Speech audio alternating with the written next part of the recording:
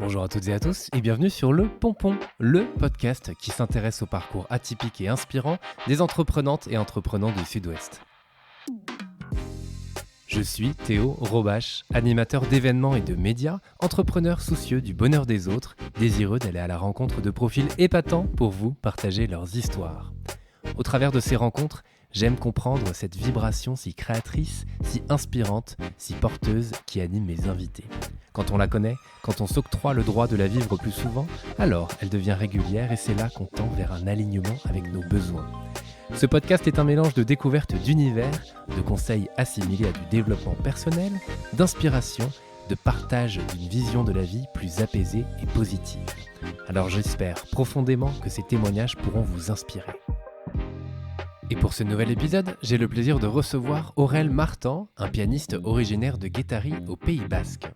Et c'est justement à la terrasse de Guétari, face à l'océan, qu'on enregistre cet épisode. Là où il a grandi, là où il vient se ressourcer et s'inspirer. Son village de Guétari, il lui a dédié un album sorti l'année dernière chez Alpha Classic, comme un hommage, une déclaration d'amour. Alors j'ai voulu comprendre son parcours de pianiste, ses inspirations, l'utilité de la musique dans nos vies, sa passion pour Mozart et le festival classique à Guétari qu'il a créé. Je vous souhaite à toutes et à tous une très belle écoute et pour entendre son art, restez bien jusqu'au bout de l'épisode. Ouais, c'est parti. Hop là. Salut Aurel. Bonjour Théo. Merci d'avoir accepté mon invitation. Avec plaisir, merci à toi de m'inviter. Bah ouais, très content. Alors, on va déjà dire deux choses, qu'on a mis un petit peu de temps avant de caler ce rendez-vous, mais heureusement nous voilà. Et ensuite, on est hyper bien placé. On ne peut pas mieux, face à la mer, à l'océan, on est sur la terrasse de Guétari. Exactement. Et on voit l'océan à 180 degrés. Ouais, c'est assez fou. Jusque Biarritz, même plus loin, non Oui, Biarritz, le rocher de la Vierge, là-bas. Ouais, exactement. On est plutôt très très bien ici. Ah, on est mieux qu'en prison. Et ben pour commencer, est-ce que tu peux te présenter, s'il te plaît ? Alors, donc je m'appelle Aurel, mon nom Martan. Je suis pianiste. J'ai grandi à Guétari. Mm-hmm. Et j'habite depuis quelques années à Paris. Alors pour mes études, j'ai un petit peu voyagé. Je suis allé à Londres, en Italie. J'ai aussi fait mes études à Paris. Et voilà. Et là, je suis revenu à Paris vivre. Ouais. Et dès que je peux, dès que j'ai du temps libre, je fonce à Guétari. Tu fonces à Guétari, oui, parfait. Je n'hésite pas. Ouais, on reviendra sur cet amour de Guétari, parce que je crois que je peux employer ce terme-là. Ah bien sûr, si ça te va. Oui, complètement. Tu voulais faire quoi quand tu étais petit ? Alors, j'ai commencé le piano très tôt, à 4 ans. Et alors quand on est si petit que ça, on n'a pas... on sait pas ce qu'on va vraiment faire plus tard parce qu'on est trop petit pour le réaliser. Ouais. Mais par contre, j'ai toujours eu un goût prononcé pour la musique. Mm-hmm. Et ça m'a accompagné de mes 4 ans à maintenant. Ouais. Mais disons que jusqu'à ce que je décide vraiment de faire du piano, ça m'a accompagné de mes 4 ans à mes 16 ans. Okay. Et voilà, et j'ai toujours eu... oui, c'est devenu une passion, ouais. Très rapidement. Alors, j'en faisais un peu en dilettante à l'époque du collège et du lycée, parce que bon, il y avait... Est-ce que tu as fait des études normales? Oui, c'est ça, j'ai fait un collège, lycée, général et ça. Et en fait, ça prenait quand même pas mal de temps, ça me laissait moins de temps, quand même peu de temps pour la musique. Mm-hmm. Mais bon, j'avais une passion vraiment pour le piano, pour la musique et voilà, même si je travaillais très peu mon instrument, ouais. Jusqu'à mes 15-16 ans, jusqu'à ce que je décide de faire en fait j'ai fait une seconde générale, mm-hmm. Puis après je suis passé en première au CNED. Okay. Pour me permettre de faire plus de piano, mais c'était pas une très très bonne idée parce que ça, voilà, quand on est livré à soi-même, c'est toujours compliqué. Ça a ses avantages et ses inconvénients. Exactement. Mais bon, après, voilà, j'ai vraiment décidé d'en faire mon métier et et voilà, c'était mes études, quoi. Ok, chouette. Et alors, à 4 ans, qu'est-ce qui te mène vers le piano ? Est-ce que on t'y pousse ? Est-ce que tu t'entends quelqu'un jouer, au final tu te dis j'y vais ? Enfin bon, alors, à 4 ans, comme tu disais, prendre une décision, oui, c'est compliqué. Mais non, en fait, on avait un petit jouet un petit piano électronique à la maison, yes. Sur lequel je jouais. Ouais. Dixit mes parents, je reproduisais des airs, des mélodies juste avec la main droite. Okay. Et ils se sont dit ça doit lui plaire et tout ça. Et puis après c'est petit à petit comme ça que ils se sont dit on va peut-être acheter un piano droit pour voir si ça prend. Ouais. et voilà, c'est comme ça que ça a commencé avec ce petit clavier électronique, un jouet d'enfant quoi. Ouais, carrément. Comme un petit xylophone, voilà, sauf que là c'était un piano. Ok, trop chouette. Et alors justement tu disais avant tes 16 ans, parce que c'était un peu ça dont tu parlais, plus ou moins le moment où ça switch. Oui, où ça a switch. Exactement, mais avant est-ce que tu prends des cours de piano mais de manière lambda? Est-ce qu'il y a déjà ce côté conservatoire qui arrive? Oui. Voilà, comment ça se passe Alors effectivement j'ai commencé... de manière lambda, je dis ça parce que moi j'ai fait 10 ans de piano pour le coup, fut un temps. Mais c'était génial. plutôt ce lambda, parce que j'ai une prof qui venait à la maison, j'en faisais une fois par semaine, tu vois. Donc bon, on est... je pense que c'était pas le même level. C'est déjà pas mal. C'est déjà pas mal. Moi, c'est comme ça que j'ai commencé en cours privé parce que c'était trop tôt pour être au conservatoire, au conservatoire de Bayonne, du coup. Et j'ai commencé par des cours privés. Puis après, mes parents m'ont mis au conservatoire à l'âge de 7 ans, je crois, 7-8 ans. Et j'ai suivi toute la scolarité musicale au conservatoire de Bayonne, jusqu'à mes 15-16 ans, jusqu'à ce que je passe mon prix au conservatoire de Bayonne. Et que voilà, c'était le moment où il fallait se dire bon, si je veux continuer, il faut aller à Paris ou à Bordeaux ou dans un conservatoire un peu plus avec un niveau plus avancé pour préparer les conservatoires supérieurs et tout ça. Et donc tu es parti à Paris alors déjà? Donc je suis parti à Rueil, maison, en région parisienne, chez un super prof. Et en fait c'était qui s'appelle Denis Pascal. En fait c'est un conservatoire qui est d'un niveau évidemment plus élevé que celui de Bayonne. Et c'est une sorte d'antichambre du Conservatoire supérieur de Paris. Et il fallait passer par cette étape-là, en tout cas pour ma part. Il fallait que je passe par cette étape-là avant d'accéder à un conservatoire supérieur. Je sais par exemple qu'entre Toulouse et Paris, il y a très peu de... Il y a pas vraiment... Enfin, c'est pas qu'il n'y a pas de différence, c'est que le conservatoire de Toulouse est tellement fort que les étudiants qui sortent de Toulouse n'ont pas spécialement besoin de faire un conservatoire parisien, régional, avant d'accéder au supérieur. Voilà, donc moi j'ai fait passer par Rueil, et puis après... Pendant combien de temps? J'ai fait 4 ans à Rueil, c'est ça. Oui, très belles années. Puis après, Paris, Italie... Londres où c'était un master de piano à la Royal Academy of Music, puis après je suis revenu à Paris au Conservatoire national supérieur de musique et de danse de Paris pour faire un cursus de master en musique de chambre, parce que j'ai beaucoup de enfin, j'adore la musique de chambre. Je peux pas concevoir le métier de pianiste sans faire de musique de chambre. Voilà. Trop bien. Yes, chouette. Donc voilà. Ouais, trop cool. Et alors, parce que donc là tu dis 4 ans, puis après il y a quelques années qui s'ajoutent. À quel moment tu te dis je me lance à fond là-dedans? Est-ce que c'est vers tes 16 ans et quelques quand tu commences avec le CNED? Oui, c'est ça. Mais surtout, parce que tu as ce côté, tu vois, moi je me dis déjà avoir envie d'y aller, c'est une première chose. Franchir le pas de s'y mettre à fond, c'est une première chose. Et après se dire qu'en fait tu peux en vivre, c'en est aussi une deuxième.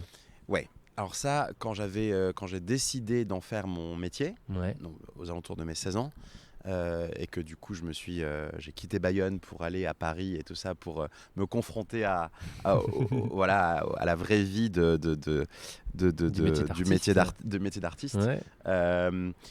J'ai vraiment j'étais loin d'imaginer à quel point c'était difficile pour en vivre, en fait. Enfin, dans le sens où c'est vraiment un long chemin. En tout cas, pour ma part, ça a été... alors, forcément, il y a des facteurs... Il y a un facteur chance qui est assez important, mais disons qu'il y a aussi il y a aussi une question de maturité, énormément de travail, de talent, de travail et de chance. Et ça fait beaucoup de paramètres qui s'ils sont réunis, ça ça marche, ça peut bien marcher, mais c'est pas si facile que ça. C'est pas si facile que ça. Alors effectivement, si on suit, alors de passer par des conservatoires supérieurs, ça aide évidemment. Et puis aussi, il y a tout un réseau qu'on peut créer pendant nos études, qui nous permettent de rencontrer d'autres musiciens avec qui on joue et tout ça. Enfin bon, c'est toute une série de rencontres. Qui peuvent être décisives. Complètement. Voilà. Ok. Ouais, parce que donc, et pourquoi alors tu passes tu parlais de Paris, Italie, Londres, qu'est-ce que tu vas chercher à chaque fois? Est-ce que c'est des opportunités qui s'ouvrent à toi et donc tu y vas? Alors c'est d'autres conservatoires supérieurs, et moi j'ai toujours eu envie d'aller voir ce qui se passait en dehors de la France, et de m'ouvrir à d'autres écoles de piano. Donc là, en l'occurrence, à Londres, je suis rentré chez une prof russe, Tatiana Sarkisova, et c'est un petit peu ce qui me manquait, cette rigueur, cette discipline que les Russes ont. Et vraiment, j'étais ravi de faire ces 2 années de master à Londres pour ça. Voilà, alors, mis à part ça, ça a été mes 2 plus belles années en études, parce que Londres, j'ai adoré et tout ça. Mais le conservatoire était génial, enfin vraiment. Et puis la mentalité aussi des gens, des musiciens est différente. C'est plus corporate, si je peux dire. Et ça fait vraiment du bien parce que à Paris, c'est très sympa, hein, mais c'est très compétitif. Et j'ai trouvé, alors ça peut faire du bien, hein, ça peut te porter pour être encore meilleur, exactement.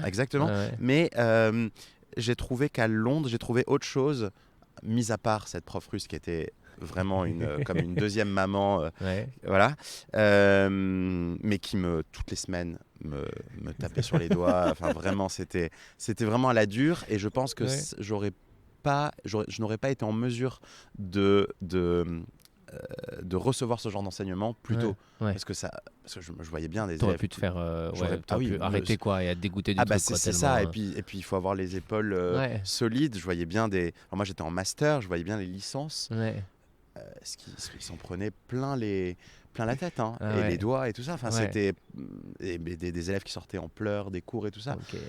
À la dure, quoi. C'est ça, à la dure. Mais moi j'ai adoré. Je suis pas maso, mais j'ai vraiment adoré ça, parce que c'était exactement ce que je recherchais. Et en fait, c'était on te caresse pas dans le sens du poil. On te confronte à la réalité. Alors ça veut pas dire que t'es mauvais du tout, non, mais justement on essaie de tirer le meilleur de toi, et vraiment j'ai adoré. Donc voilà, et puis en Italie, c'est un Maurizio Baglini, c'est un pianiste qui joue beaucoup, et donc j'y suis allé aussi parce qu'il avait une certaine renommée, et en tant que pianiste plus qu'en tant que pédagogue, et du coup juste de le voir jouer quand on était ensemble, enfin à côté dans le cours, c'était déjà une grosse source d'inspiration. Voilà, donc il y a eu plein de choses. Génial. Tu nous parleras, j'imagine, des quelques belles rencontres aussi qui aussi viennent ponctuer un parcours. Et comment ça se passe en fait, parce que tu vois, alors, moi j'ai eu la chance l'année dernière, quand je t'ai découvrir le festival de te découvrir au festival classique de Guattari, et on y reviendra tout à l'heure, mais les pianistes ou même les musiciens, les artistes, on les voit sur scène, on les voit au moment où ils performent, mais comment ça se passe, hein, j'ai pas envie de dire dans les coulisses, mais c'est-à-dire que tu passes à ce moment-là, quand tu étudies, tu fais combien d'heures de piano par jour? Est-ce que c'est tout bête, mais ayant déjà fait du piano, à force d'en faire, t'as quand même des muscles, hein, dans les doigts et dans la main, et un peu partout dans tout le haut du corps quand même. Il y a aussi tout ça. Enfin, voilà, comment tu t'entraînes, comment ça se passe en fait? Alors pendant mes études, en fait les études, ça peut, enfin on apprend toujours. J'ai l'impression qu'on apprend toujours, et que même maintenant, quand j'ai besoin de roder des programmes pour des concerts, j'ai toujours besoin d'aller voir quelqu'un qui a compté pour moi, hein, par exemple ma professeure russe en Angleterre, et en fait, pendant les études, c'est de nombreuses heures de travail quotidiennes, parce qu'il faut monter du répertoire, et voilà, et se nourrir de musique, et en voir le plus possible et tout ça.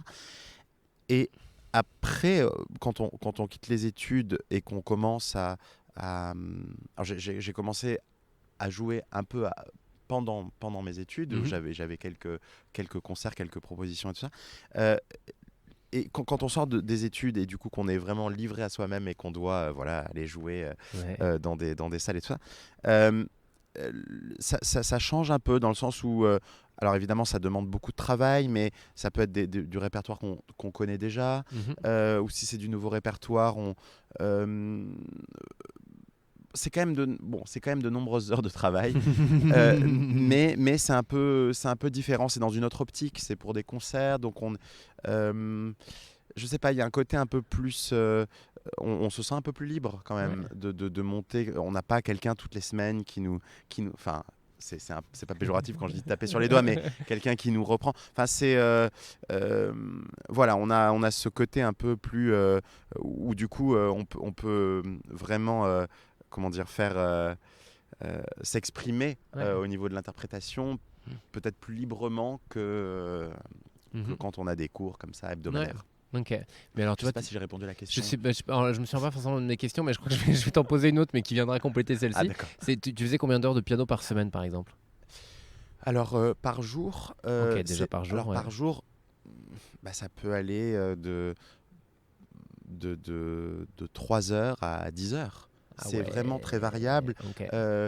Je suis pas très régulier dans la pratique, dans le sens où je peux travailler énormément. Donc 8-10 heures par jour, ça ne me dérange pas. Je peux aussi très peu travailler. Okay. Et en fait, ça dépend des échéances. Ça dépend. Oui, si c'est une échéance à court terme, je vais énormément travailler. Si l'échéance est à moyen terme, je vais peut-être un peu procrastiner et m'y mettre un peu plus tard. C'est très variable. Okay. D'autres pianistes enchaînent certains pianistes enchaînent leurs heures quotidiennes comme ça, peu importe si l'échéance est ils font 6 heures ou 8 heures de piano par jour. Moi je peux aller je peux faire 8 heures comme je peux faire 2-3 heures. C'est vraiment très variable. Et ça t'est déjà arrivé de pas jouer pendant longtemps? Alors et en te disant parce que c'est une question que je pose plus tard en général, mais en te disant là j'en ai marre, tu vois, j'en ai trop fait, stop, j'ai besoin de 2 semaines sans piano, quoi, ou un mois, ou je sais pas. Mais alors non, un mois non, un mois c'est trop, mais faut pas pousser. Mais 1 ou 2 semaines, oui. Franchement, et puis c'est très important. Moi j'ai même beaucoup de mal, par exemple s'il y a une série de concerts pendant l'été, de festivals, et que par exemple le 8 juillet il y a un concert avec un programme, et que le 15 juillet il y a un autre concert avec un autre programme. J'ai énormément de mal alors que je dois travailler entre le 9 et le 15 beaucoup. J'ai énormément de mal le 9 à me dire allez, j'y vais. Il y a un moment de décompression après post-concert qui pour moi prend du temps. J'ai du mal. Voilà. Et après évidemment je suis plus efficace parce que j'ai eu ce temps-là de cette pause, cette respiration, décompression, Et après je peux m'y remettre vraiment à fond. Mais je suis incapable d'enchaîner. Chaque jour ne peut pas ressembler au précédent. Voilà. Et le jour du concert je travaille énormément. Contrairement, d'autres musiciens lèvent le pied le dernier jour du concert parce que je devrais d'ailleurs faire ça plutôt que de travailler comme un acharné le dernier jour. Mais moi j'ai besoin de travailler beaucoup pour musculairement me sentir en forme et aussi me rassurer sur certaines choses, sur la mémoire et tout ça. Et j'admire beaucoup les musiciens, et j'essaye les musiciens qui le dernier jour, enfin le jour du concert, lèvent le pied, tranquille, font juste quelques gammes, et voilà, et comme ça on est quelque part aussi plus serein. Mais moi j'ai besoin de cette chose-là qui me tient jusqu'au bout. Voilà, ça a des bons côtés, mais des inconvénients aussi. Voilà. Et alors, tu te souviens du premier concert que tu as fait?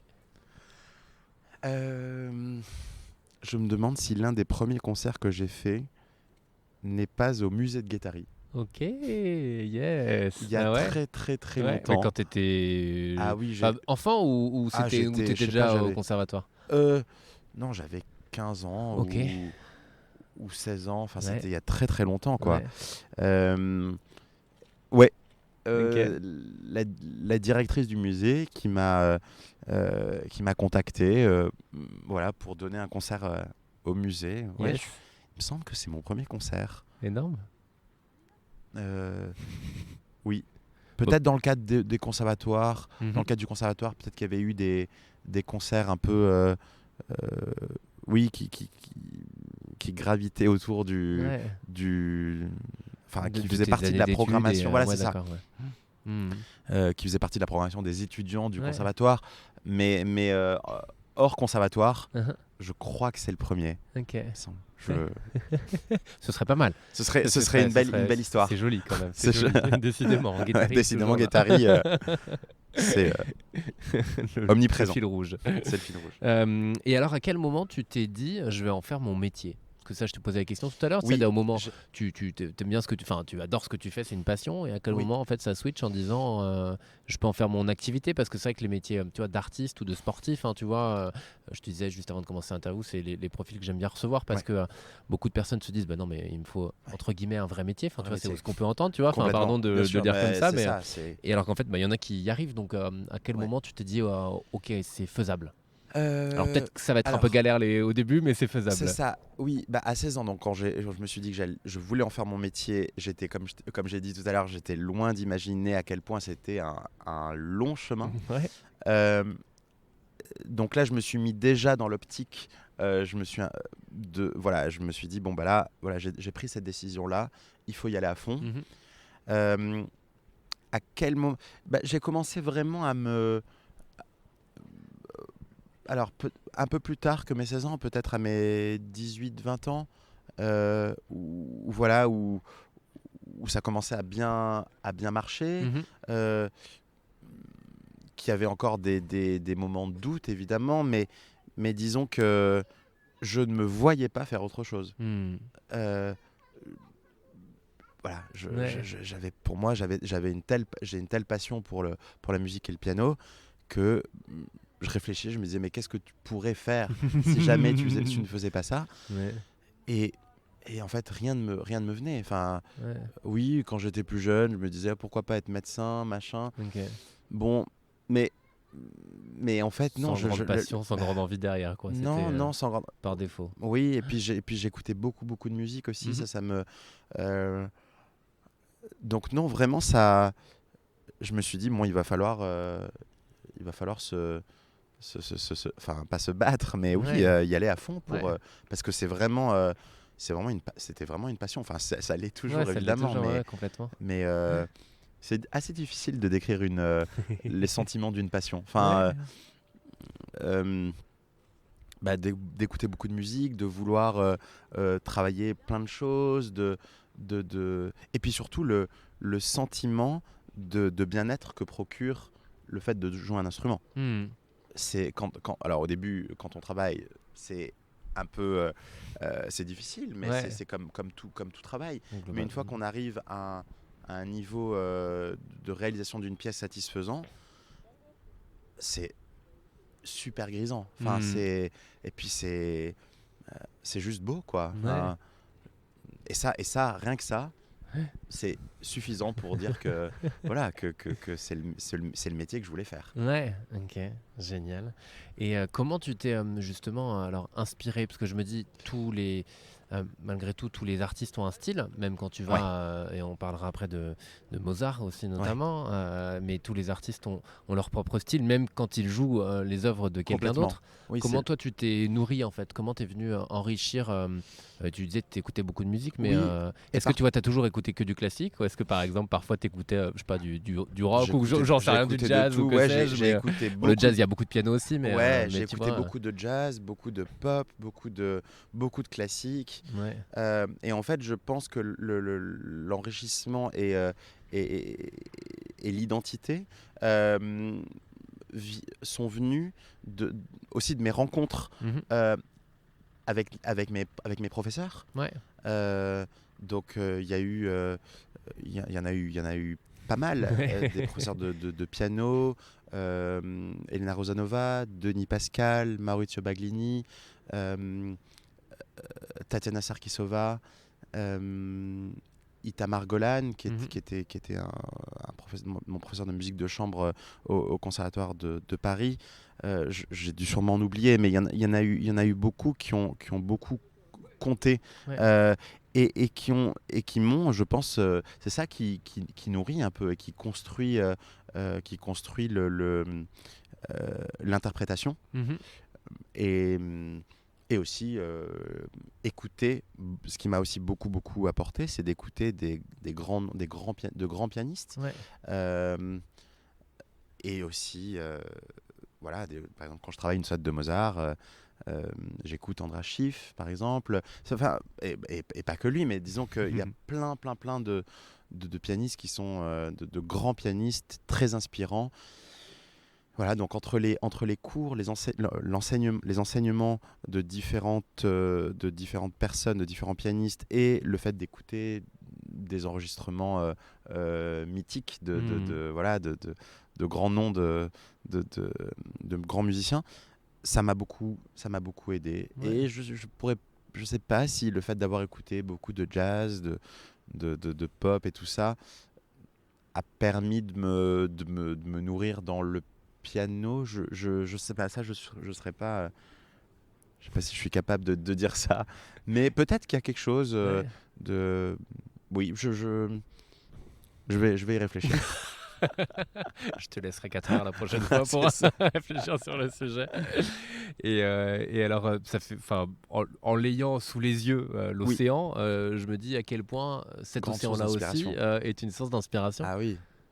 Et pourquoi ? Parce qu'au-delà effectivement d'arriver, c'est hyper ressourçant. C'est, je sais, oui, c'est tellement vaste que ça permet de construire un imaginaire. Ça permet de, oui, puis pas que l'océan, la peinture aussi, c'est très enrichissant. Mais l'océan aussi, le Pays Basque en règle générale, l'océan et puis l'architecture, les montagnes et tout ça, c'est très pictural.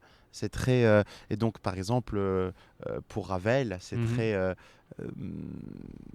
voilà, il y a un imaginaire qui se crée sur ces différentes voilà, sur tous les éléments naturels qui nous entourent, qui sont des sources enrichissantes pour l'interprétation d'une œuvre.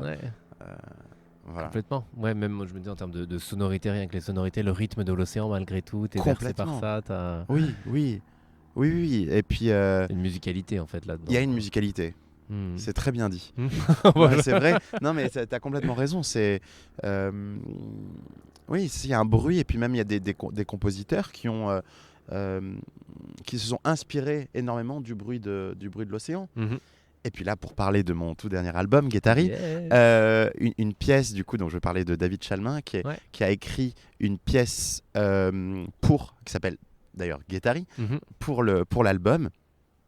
Dans le passage central, c'est assez impressionnant. Dans le passage central, on entend des ondulations. Enfin, c'est vraiment des vagues. Et cette pièce est merveilleuse dans le sens où on a vraiment l'impression de plonger dans Guettari.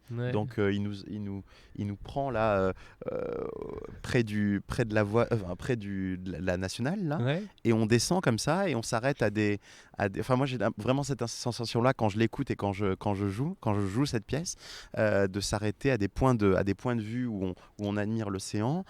On a même à un moment donné l'impression qu'il fait on a même une idée du temps, du climat en hiver, parce que parfois c'est un peu il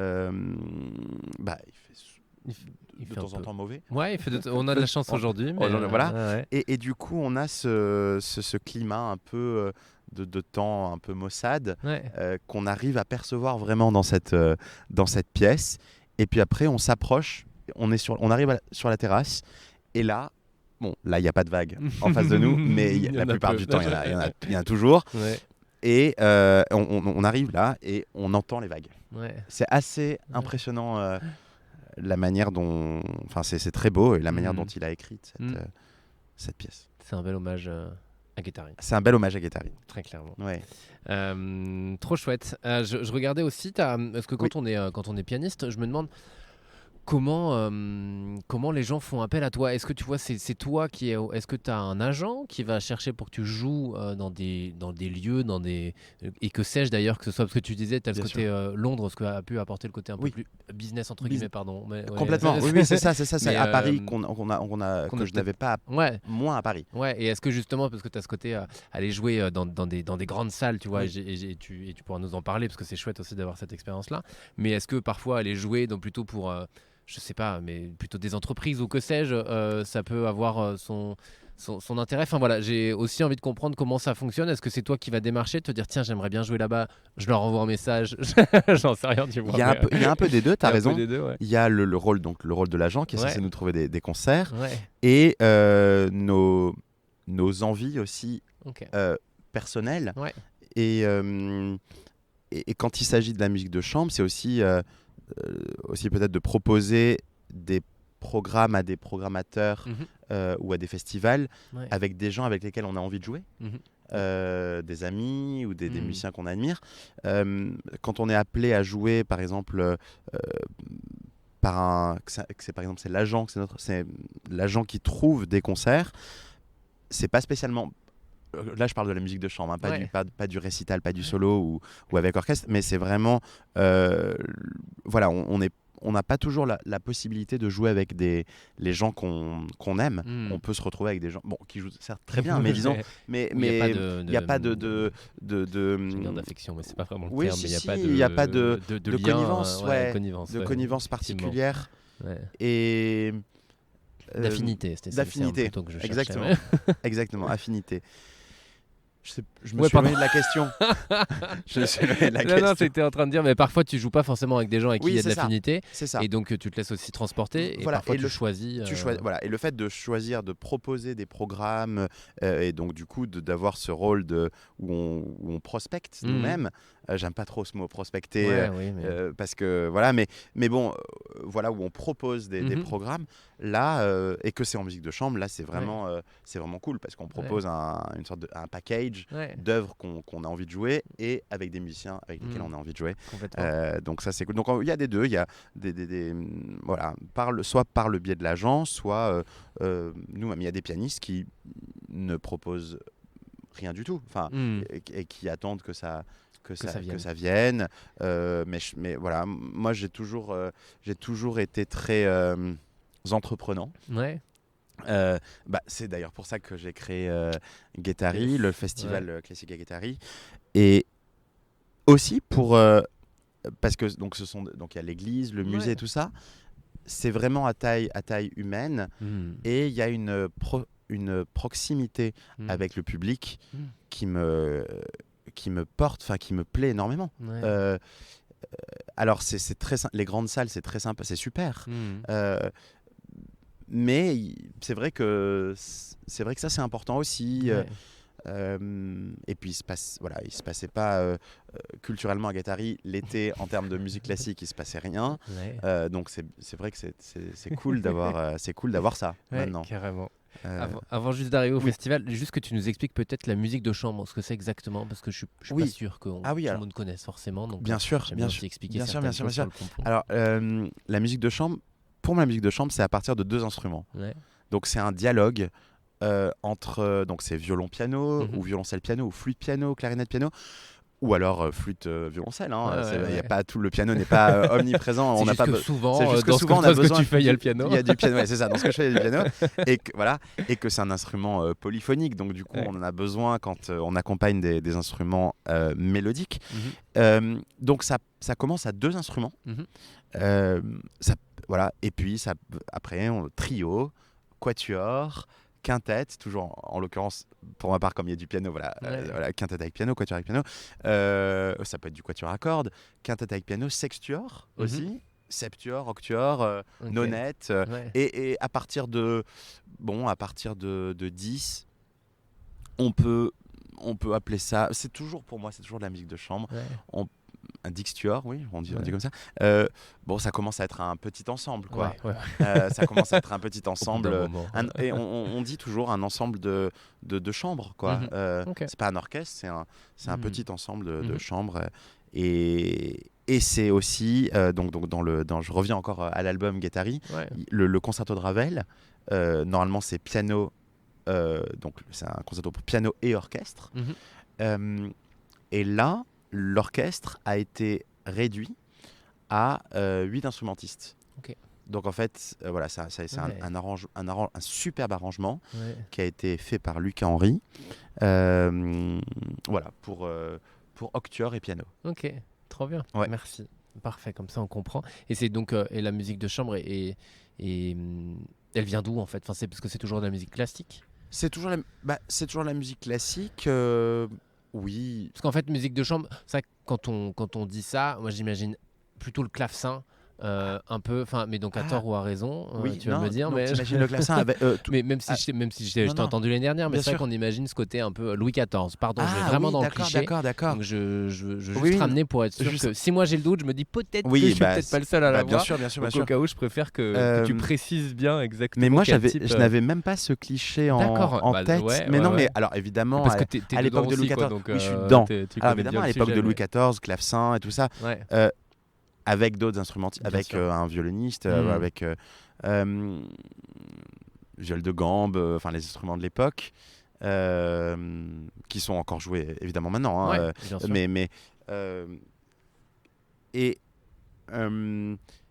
effectivement, il y avait de la musique de chambre avant, du temps de Louis XIV, si on prend cette référence.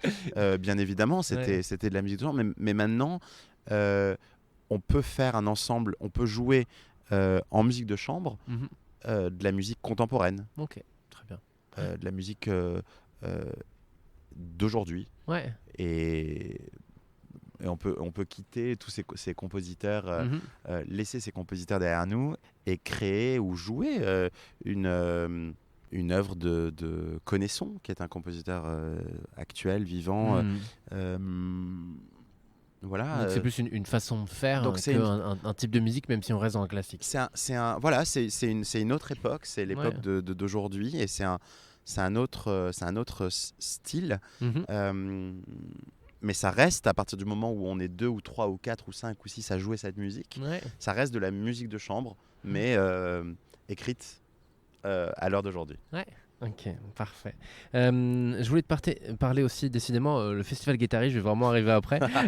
Mais comme ça, on va vraiment parler full Guettari, tu vois. Mais de ton album en 2018, Mozart Project. Je sais pas comment tu le dis exactement. Mais Mozart Project, à l'anglo-saxonne. Exactement, pourquoi avoir voulu sortir cet album? Qu'est-ce qui t'a donné envie de le faire Alors, j'ai une passion pour Mozart. Et j'ai aussi c'est un compositeur que j'ai beaucoup joué, et vraiment ça m'a paru une évidence après mon premier album consacré à Ravel.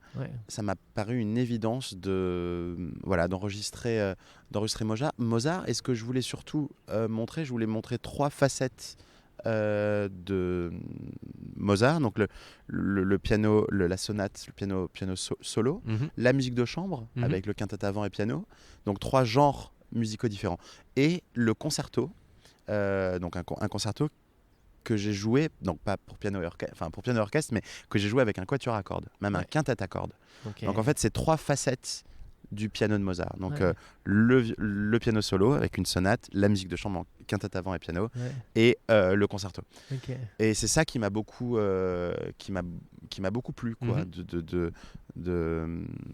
d'aller vers ce chemin-là.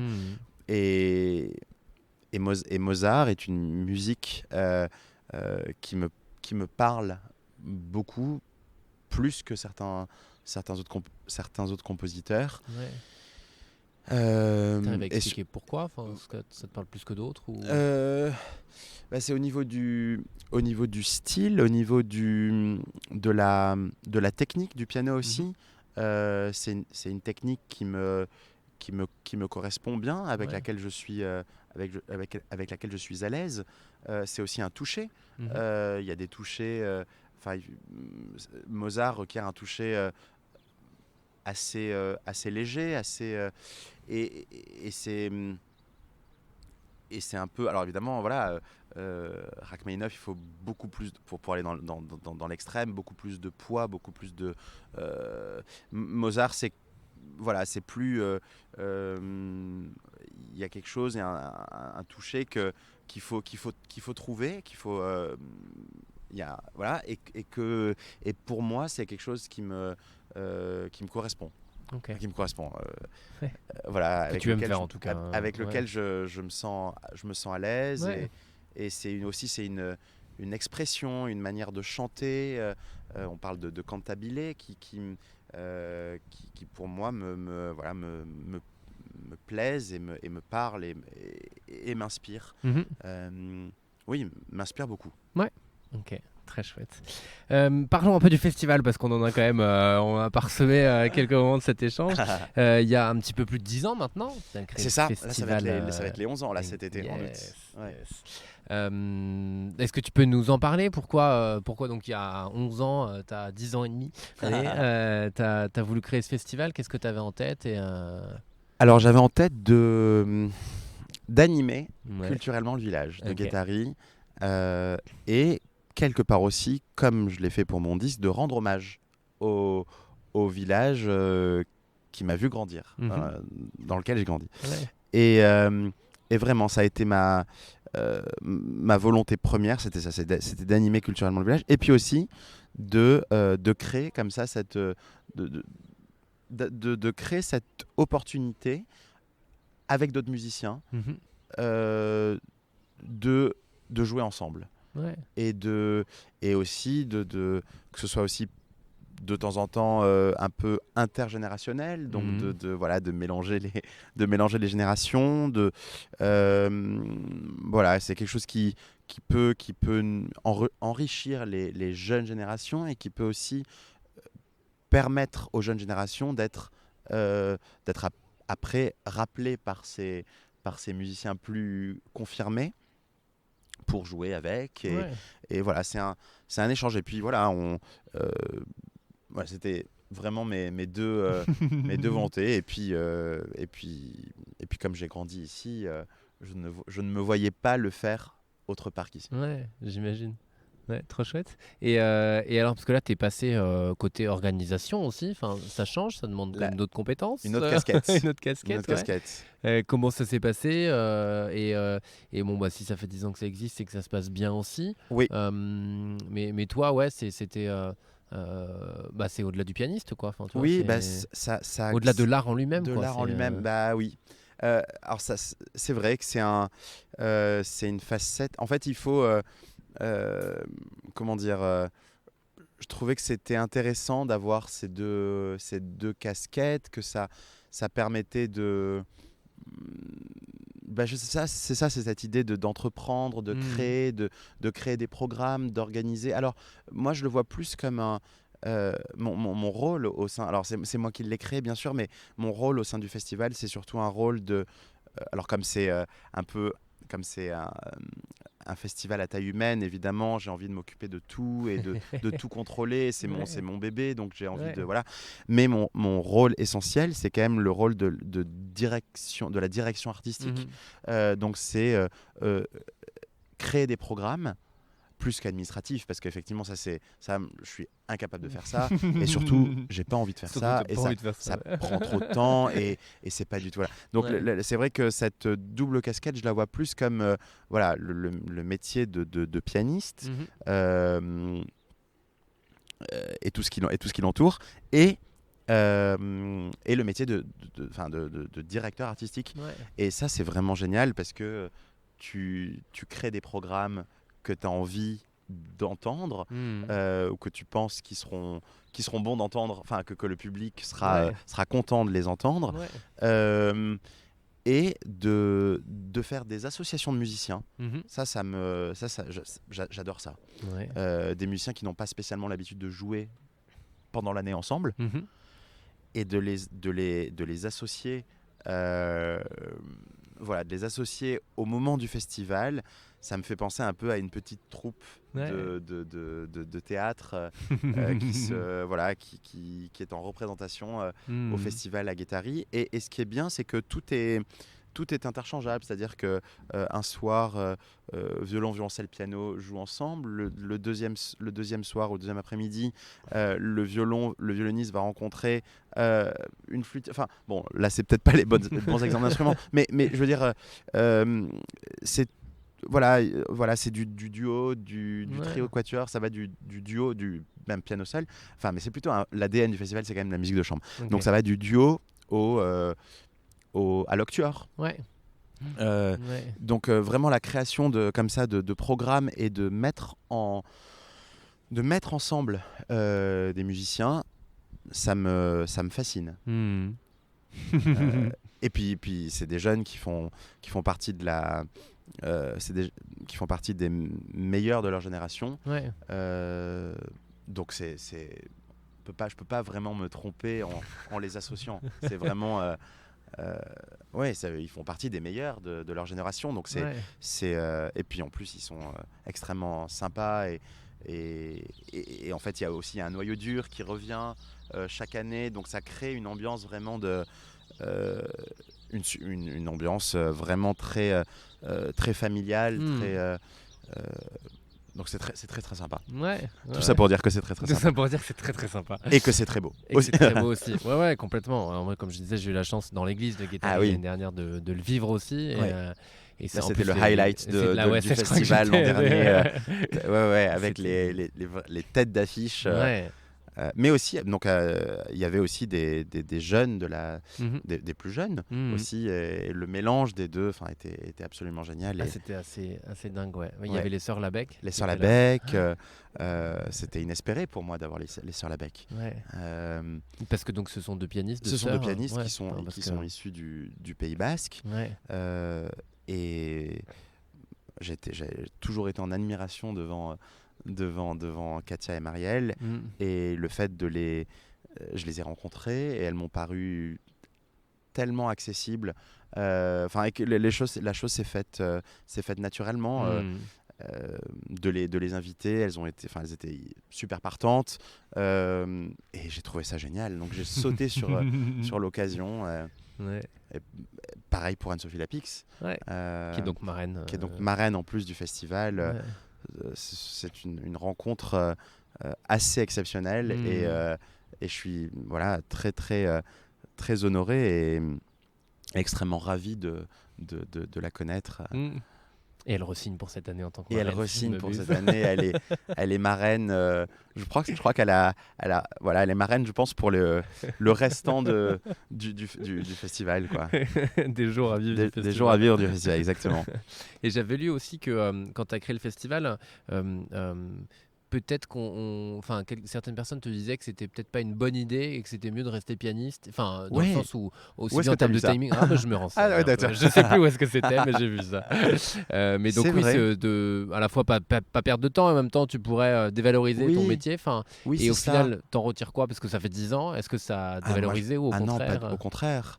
Ah non, ça a été c'est très bénéfique, c'est porteur, c'est bénéfique, ça ouvre sur plein de choses.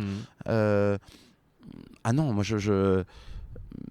heureusement que certains m'ont conforté dans l'idée d'y aller, de le faire, parce que si je n'avais suivi que les avis un peu défavorables, je serais à l'heure d'aujourd'hui moins heureux que ce que je ne suis et que ce que je ne suis. Et voilà, je ne conçois pas pour moi, ça fait partie du métier ça fait partie de mon ADN, et c'est donc non, je regrette pas du tout, bien au contraire. Alors il faudrait pas que ça prenne plus de temps, parce que ça prend quand même pas mal de temps, j'imagine. Mais bon, on se développe, on est de plus en plus nombreux, donc ça me permet de déléguer un petit peu plus, et puis aussi il faut que j'apprenne à lâcher sur certains postes, et me dire voilà, je m'occupe que de ça. C'est assez difficile pour moi, mais je comprends. Voilà, mais voilà, il faut être capable de faire ça. Ouais, être entouré de gens meilleurs que soi à certains postes, c'est pas mal aussi. Évidemment, il faut laisser la place à ceux qui sont meilleurs dans certains domaines. Exactement. Et quand est-ce que toi sur scène, quelles ont été les scènes où tu te dis waouh, là ce que je suis en train de faire, c'est quand même assez dingue. Est-ce que tu le fais? Est-ce que c'est à chaque fois que tu le vis, ou est-ce qu'il y a des lieux, des endroits où ça a fait plus écho, j'ai envie de dire? En fait, non. Je trouve que chaque scène a son caractère, a son charme et a son en fait, peu importe la salle. Alors évidemment, les grandes salles, c'est impressionnant, et il y a mais voilà, je trouve que chaque salle a son charme et a sa caractéristique, et j'ai envie de dire tout me plaît. Toutes les salles me plaisent. Alors évidemment, quand les conditions sont bonnes, c'est ça que c'est ça que j'aime aussi. Enfin, je préfère, voilà, le fait de jouer en extérieur pendant il y a certains festivals d'été qui ont des scènes extérieures qui sont très bien organisées. Ça, c'est super aussi. Voilà, il y a à chaque fois, c'est du moment que tu joues. C'est différent du moment que je joue. C'est vraiment. Okay. Là, je cherche, mais ouais, vraiment. Non, mais parce que ça aurait pu être, tu sais, parfois on a quand même des lieux ou des atmosphères où le ressenti avec le public qui peut être différent, et donc ça vient plus toi te marquer, ou ça vient plus t'impacter, et comme tu as joué un peu partout en Europe, si je dis pas de bêtises, même au-delà peut-être. En Asie un peu aussi. Tiens, parfois, ça me fait penser à ça. J'avais reçu Thibaut Covin sur le Pompon aussi. Et donc, effectivement, lui, je lui ai posé à peu près la même question, tu vois, parce que c'est intéressant de savoir à quel moment. Et il répondait qu'au final, c'est pas forcément les plus grandes salles, que ce soit à Moscou, Saint-Pétersbourg ou Londres, que sais-je. Mais c'était plutôt parfois quand il était dans la Pampa en Asie, ou en Afrique, ou que sais-je, dans des tout petits concerts intimistes. Il disait que c'est là où là, les émotions sont juste folles. Dingues, oui, parce qu'il y a cette proximité avec le public. Alors lui, faisant de la guitare, c'est vrai que moi, avec mon piano, malheureusement, je peux pas me déplacer dans la Pampa.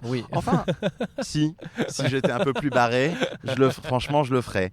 Je le suis pas encore assez. Je suis pas à ce niveau-là. J'espère que ça viendra. Mais oui, moi, il y a quelque chose qui m'a beaucoup marqué, c'est les salles en Corée du Sud. Ce sont des salles immenses. En Asie, Japon, Corée du Sud. Enfin, j'ai pas joué au Japon, mais j'ai joué en Corée et en Chine. Et ce sont des salles immenses. Le public est complètement fan un peu quand on va là-bas, on est un peu accueilli comme des stars de la pop. Et puis en plus, venant d'Europe, il y a une sorte de France, il y a une sorte de fascination que moi je ne comprends pas.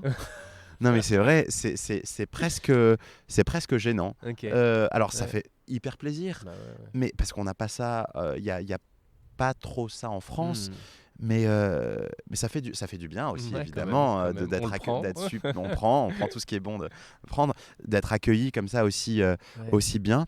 Alors là, effectivement, ce sont à la fois des grandes salles, et en même temps le public vient te voir après les concerts pour te faire signer des autographes et discuter avec toi et tout ça. Et donc il y a cette proximité avec le public aussi. Donc là il y a les deux réunis. Ça c'est génial. Moi ce sont des expériences pour moi inoubliables.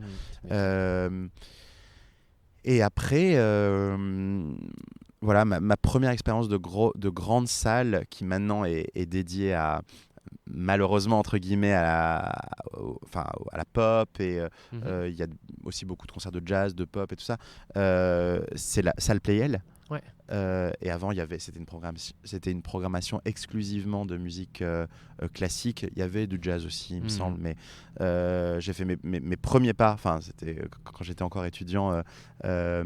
C'était un concert je crois à 18h ou 19h avant le concert de l'orchestre de Paris, il me semble.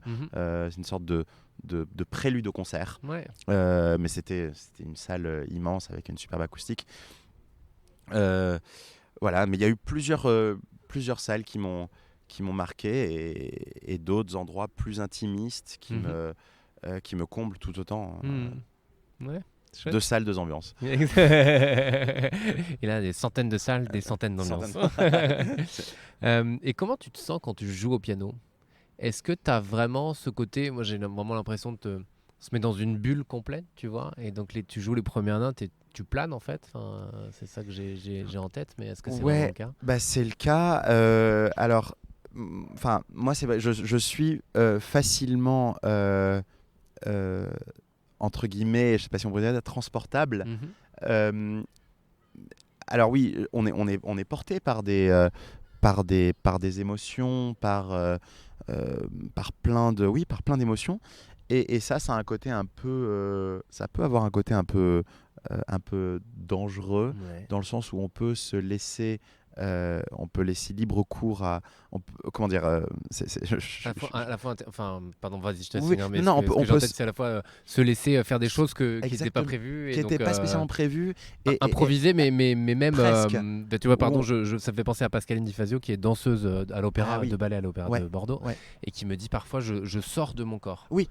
Et elle me dit, c'est flippant parce qu'en fait je sais pas quand est-ce que je vais revenir. Exactement. Et j'oublie, et je sais plus exactement ce que je suis en train de faire, mais je le fais en fait naturellement, quoi. Exactement ça. Donc c'est un peu ça. En tout cas, pardon, c'est exactement, mais c'est beaucoup mieux, c'est beaucoup mieux dit. C'est de elle, c'est de elle. C'est beaucoup mieux dit. Non, mais c'est vrai que c'est un peu ce sentiment-là d'être de sortir un petit peu. Et j'ai du mal à le dire mieux que enfin même de paraphraser, mais disons que c'est ça, parfois on est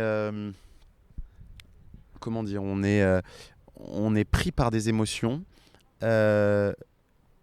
qui nous éloignent un petit peu d'un aspect un peu plus objectif et un peu plus concret. Le simple fait de jouer ce qu'il faut jouer, de se rappeler de la mémoire, des notes et tout ça. Et parfois, on s'oublie un peu. Enfin, on se laisse, on se perd un peu dans des émotions. Et c'est très agréable.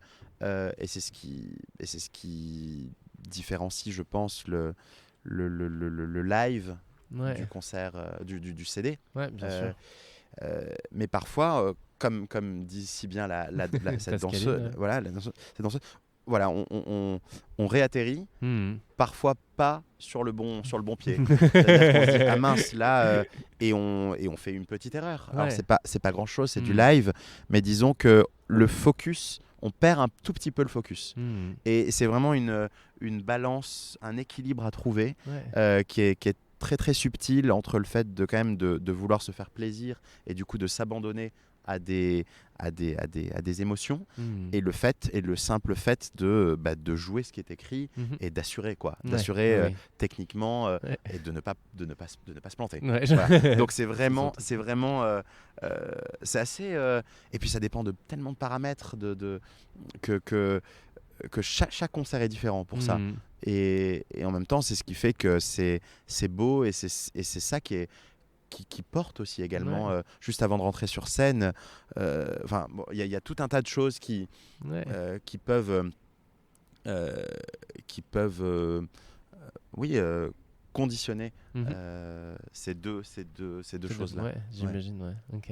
Et justement, juste avant de monter sur scène, est-ce que tu te mets là déjà dans une bulle? Est-ce que tu vois, moi je pense souvent l'exemple de Gaël, mon fils, à l'époque, quand il jouait, il rentrait avec des écouteurs sur le terrain, tu vois. Il se met dans son mood. Est-ce que toi, non, tu tchatches avec tout le monde? Est-ce que comment c'est très variable. Je suis encore en train de chercher d'expérimenter des choses, parce que alors moi je sais que j'aime bien être dans ma bulle. Et parfois, quand je vois que ça me stresse davantage, s'il y a quelqu'un à côté de moi, je me mets à lui parler. Okay. Et comme ça me voilà, il y a une le sorte cerveau, on essaye de le mettre de côté, de divertir et voilà, et de penser à autre chose, et comme ça désacralise un peu l'avant-concert, et le concert surtout. Voilà, où on se dit oula, voilà, c'est dans 5 minutes ou 10 minutes.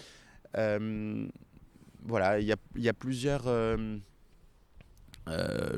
maintenant je parle plus que je ne reste dans ma bulle. J'écoute peu de musique. J'écoute pas de musique. Je mets du parfum pour me donner confiance. Ah ouais. Génial. Voilà, tu vois, Jérémy Frérot, dont je te parlais avant l'interview, il prend des huiles essentielles de menthe poivrée. Ah, de menthe poivrée. Ah oui, il fait deux narines. Il sniffe la menthe poivrée. Menthe poivrée juste avant de monter sur scène. Donc chacun ça. Du coup, ça me donne une bonne idée. Peut-être je vais tenter ça. Mais ça, c'est une technique d'Edgar Moreau, qui m'a quand on joue ensemble, effectivement, il me dit, il m'a toujours dit qu'il se parfumait avant d'aller. Et puis du coup, j'ai adopté ça. Voilà. Et puis tout récemment, j'ai regardé un épisode de Serge Cohen qui me fait énormément rire. Serge le Mytho. Voilà. Et je me suis dit, ça va complètement ça me fait rire. Et puis du coup, C'était pas mal. C'était pas mal.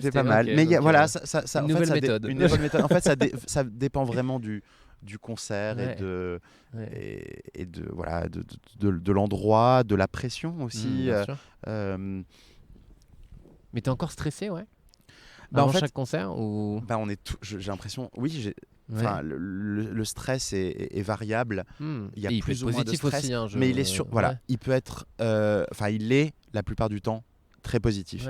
C'est le stress c'est l'adrénaline nécessaire pour être au taquet, pour être et puis généralement pour essayer de se surpasser, donc voilà, je peux ne pas être stressé, mais je préfère quand je le suis un petit peu. Ça me tient plus en haleine, et ça me permet de prendre des risques, et j'adore prendre des risques. Chouette. Voilà, en toute mesure. En toute mesure, on a l'idée, voilà, exactement. sans trop basculer. Exactement. Une petite question philosophique qui me vient en tête. À quoi ça sert la musique ? La musique, ça soigne, c'est curatif. Ça transporte, ça élève. C'est ça peut me faire penser à une croyance.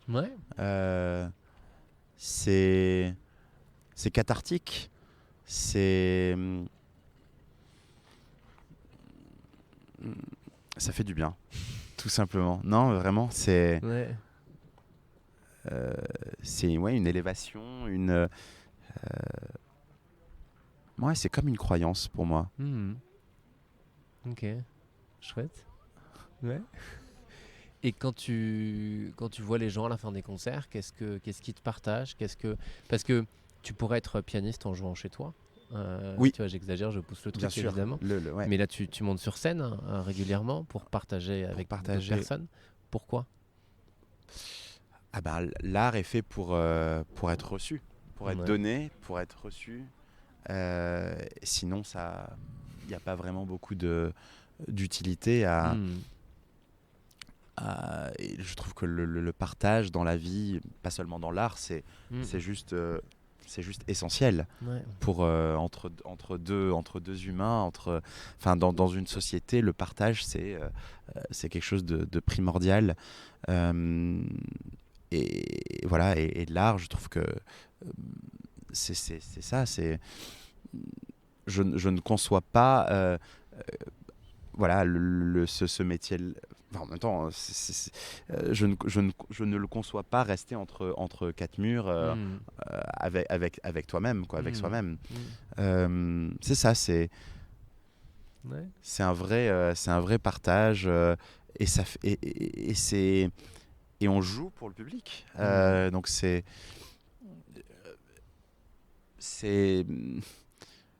beau dans un sens de partager ce qu'on ressent et je trouve ça essentiel.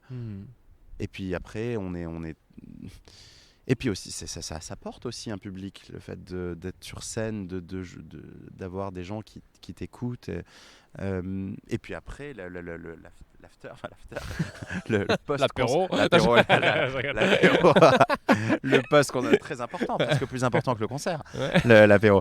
Non, mais le post concert où les gens, où on échange. Alors ça dépend des lieux, évidemment. Quand c'est des grandes salles, il y a beaucoup moins ça, mais dans des lieux plus intimistes où le public peut venir et échanger, c'est génial. Moi, j'adore ça. Je pourrais passer des heures après le concert à parler aux gens de leurs impressions, de ce qu'ils ont aimé, de ce qu'ils ont moins aimé, parce que voilà, on fait pas l'unanimité et puis c'est tant mieux de ne pas faire l'unanimité, justement, parce que ce serait embêtant et ce serait ennuyeux.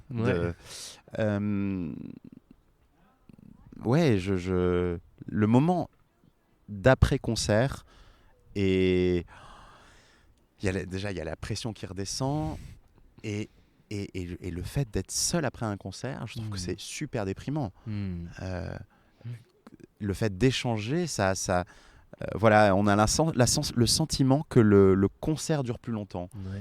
Et ça, je trouve ça incroyable. Et puis après, on a hâte d'aller boire un verre pour fêter ça. Quand même. Ça, ou pas. Si ça s'est pas bien passé. Ça dépend, effectivement. Pour noyer son chagrin. Ça fait un peu plus d'une heure qu'on est en train d'échanger. Ah bah on voit pas le temps passer. Je voulais savoir si tu avais toi des conseils à donner à celles et ceux qui écoutent. Tu vois, je t'ai expliqué les personnes. Pour moi, entreprendre, c'est un marathon, c'est entreprendre. Et donc ces personnes qui ont cette petite voix qui leur parle, qui leur dit peut-être d'y aller, mais qui n'y vont pas encore, quel que soit, tu as compris le sujet. Oui, bien sûr. Qu'est-ce que tu as envie de leur dire et de leur partager ? La première chose, c'est d'y croire. Plus que 100%. Non, mais vraiment, et puis de travailler énormément. Quand on travaille énormément, on se pose beaucoup moins de questions. Et ça simplifie la chose. Et puis en plus, c'est bénéfique. Voilà, donc c'est vraiment le travail, c'est vraiment indispensable pour ces deux raisons-là. Y croire énormément, je me répète, mais c'est vrai que c'est hyper important. Et surtout de s'entourer des bonnes personnes. Ça, c'est parce qu'il y a tellement de musiciens qui sont musiciens exceptionnels qui ne se sont pas spécialement entourés de bonnes personnes, qui ne font pas la carrière qu'ils pourraient faire. S'entourer de bonnes personnes et oui, ce serait vraiment les trois choses, la croyance, le fait de s'entourer des bonnes personnes et le travail. Et l'amour pour ce qu'on fait. Oui, un peu d'amour, un peu de passion. Un peu d'amour, un peu de passion. C'est chouette. Ok. Qu'est-ce qui t'anime au quotidien ? Il y a plusieurs choses qui m'animent. Donc, je peux reparler de la musique. Bien sûr. La musique, les gens, toujours cet échange là que je retrouve en musique de chambre et qui m'anime, quoi. L'amour m'anime, la passion m'anime,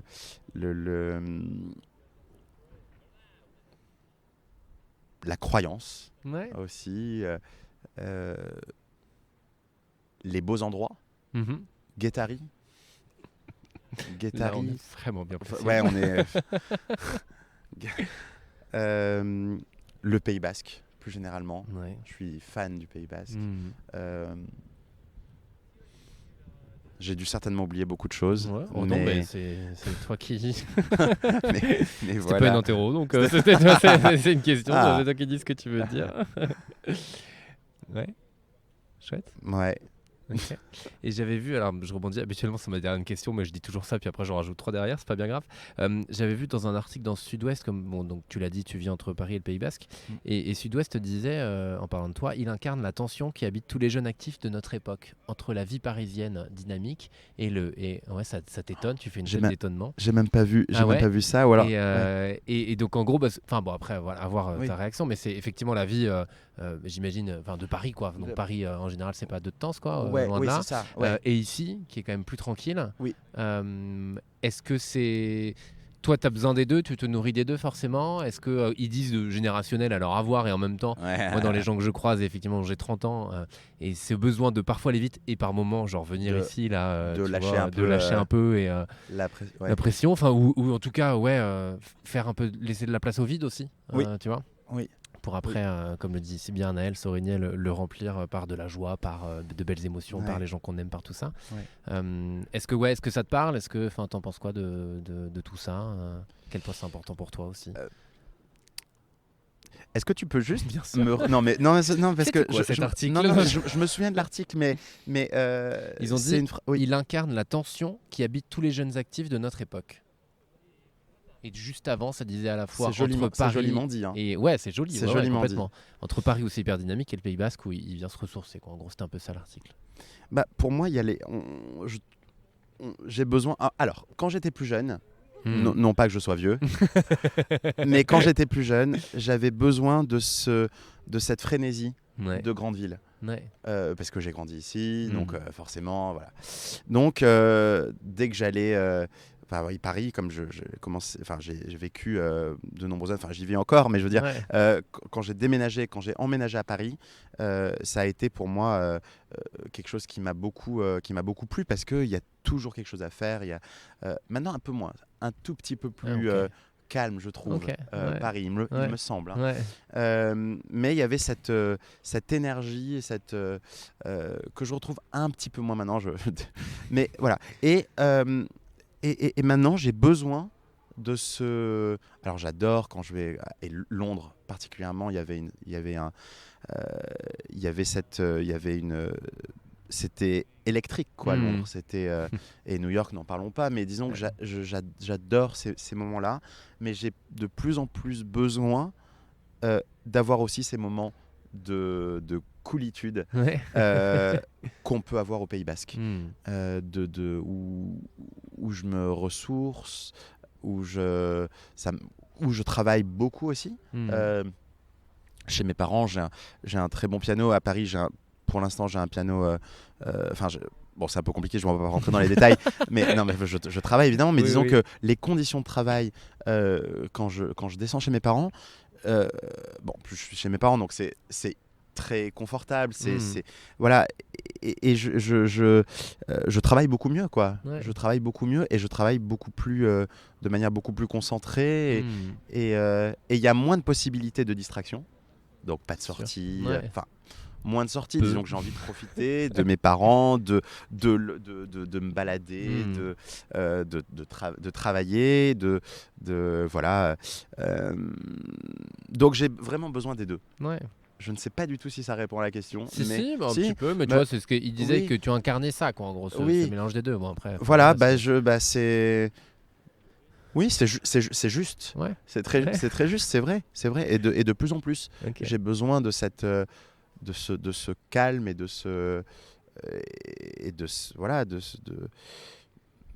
Pays Basque. Voilà. Du Pays Basque. Je prendrais que ça de notre échange. Non, mais c'est vrai, de cette nature, de l'océan, et puis aussi des gens quand tu vas... Enfin, je trouve que il y a une authenticité chez les Basques qui est unique.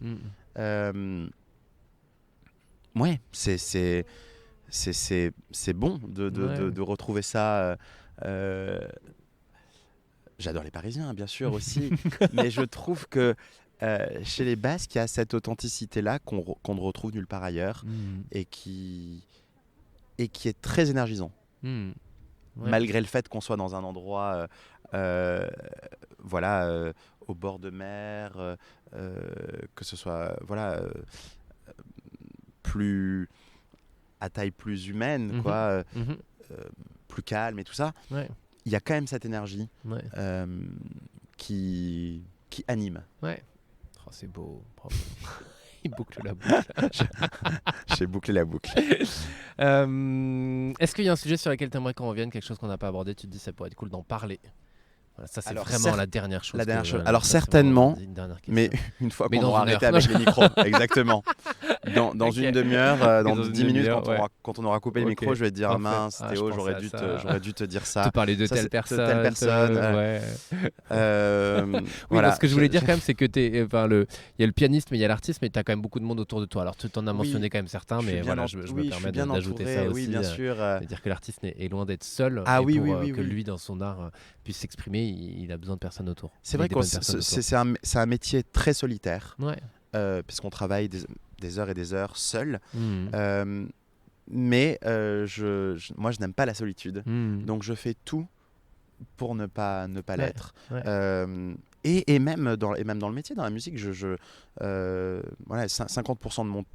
la répartition des concerts, il n'y a pas moins de 50% de concerts en musique de chambre, par exemple. Donc voilà, même en musique, j'ai besoin de ce contact avec les musiciens.